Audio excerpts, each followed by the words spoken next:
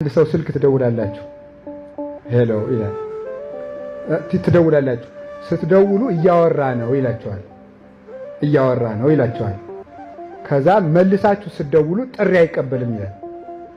ምን ይሰማችኋል? አዎ ሌላ ሰው ሲሆን ያወራል። እኔን ሰውን ግን ስለሚጠላኝ ጥሪ አይቀበልም አደረገ። ምናልባት ያንን ሰውዬ አውርቶ እንደጨረሰ ባትሪ ዘግቷል የሚለው ለምን አይመጣልንም? ጠማማነታችን ማለት ወይም ደግሞ ከዚያ ቀጥሎ ወይ ወድቆ ተሰብሮ ቢሆንስ ብንል ምን አለ? ሰው ግን ሁሉ ጊዜ ጠማማ ነው፣ ቅንም አይደለም። አንሰ እምግእዜ እብየ እስመ ኩሉ ሰብ ሐሳዊ ውእቱ፣ እኔ ግን ከፈቃዴ ላይ ያለው ሰው ሁሉ ሐሰተኛ ነው ይላል ቅዱስ ዳዊት። ሰው ሁሉ ሐሰተኛ ነው፣ ጠማማ ነው ለቅንነት እስከሚበቃ ድረስ። እግዚአብሔር ግን መልካም ነው፣ ባህሪው ነው።